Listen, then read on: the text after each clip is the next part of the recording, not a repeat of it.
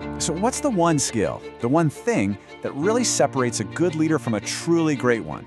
Well, it's strategic problem solving. And look, it's not about always having the right answer right away. It's about mastering the process to find the right answer. So let's dive in and break down how it's done. This quote, it just nails it, doesn't it?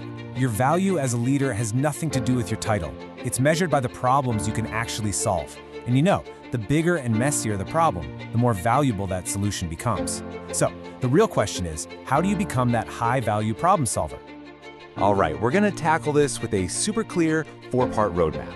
First, we're going to get into why this is so critical in the first place. Then we'll jump into a 3-phase process, first diagnosing the real problem, then finding the right solution, and finally, putting that solution into action and seeing what happens.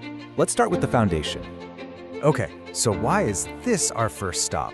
Well, because before you can learn how to solve problems, you've got to understand the strategic reason why you're doing it. This is so much more than just running around putting out fires. It's about proactively creating value and moving your whole team forward. Think about it this way. Every single problem is really just an opportunity in disguise. It's a chance to improve a process, to innovate something new, or to build a stronger, more resilient team.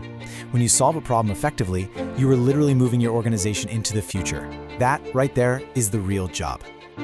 This right here, this is basically the entire playbook. You can think of it as your mental blueprint for everything. Diagnose, decide, act, and evaluate.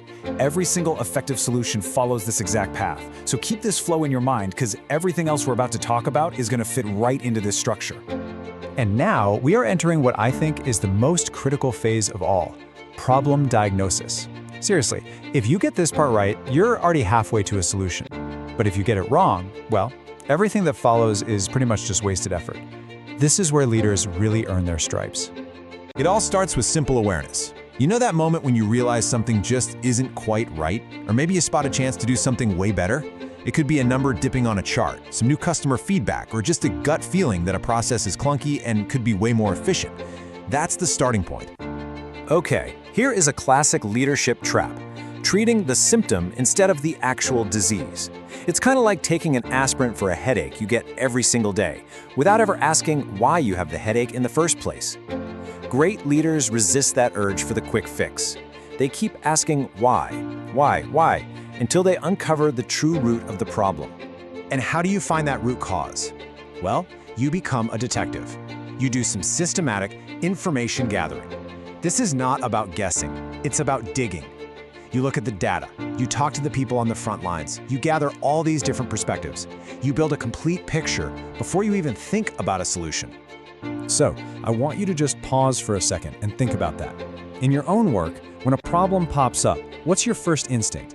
Is it to just slap a Band-Aid on the symptom, or do you take the time to really understand the deep underlying cause? That difference is what separates a temporary fix from a permanent solution. Okay, so once you have a rock-solid diagnosis, you get to move into phase 2, finding solutions. This is the fun part. This is where all that analysis meets some real creativity. You know the what and the why, and now it's finally time to figure out the how. Here's another huge pitfall to avoid: falling in love with the very first idea that comes to mind. It's so tempting. But the best leaders, they force themselves and their teams to generate multiple options. Brainstorm, encourage some wild ideas. Why? Because the best path forward is very rarely the first one you see. And now comes the decision. You've got to weigh your options. And it's often a trade-off, a lot like what you see here. Is a quick, cheap Band-Aid the right move right now? Or do you invest more time and resources for a real, permanent fix? The right answer? Well, it depends entirely on your strategy, your goals, and the resources you have to work with. Let's move on to our final phase and see how this all comes together. Action and review. Because let's be honest, a brilliant solution that just stays on a whiteboard is completely useless. This is where your decision finally meets reality. Execution needs its own simple structure. First, you make a concrete plan. Who's going to do what and by when? Then you actually take action. And here's the step that so many people forget. You absolutely must evaluate the outcome.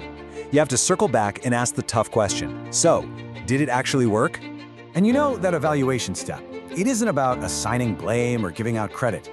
It's about building your wisdom as a leader. Why did it work or why didn't it?